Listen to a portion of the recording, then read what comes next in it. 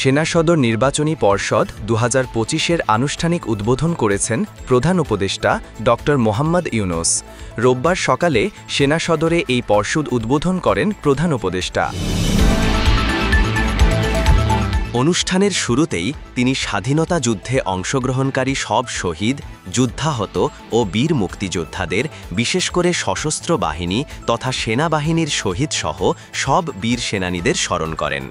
এছাড়াও প্রধান উপদেষ্টা শ্রদ্ধার সঙ্গে স্মরণ করেন পার্বত্য চট্টগ্রামে দায়িত্ব পালনকালে সব আহত ও শহীদ সেনা সদস্যদের। একই সঙ্গে তিনি শ্রদ্ধাভরে স্মরণ করেন 2024 সালের জুলাই গণ অভ্যুত্থানে শহীদ ও আহত সব ছাত্র জনতাকে।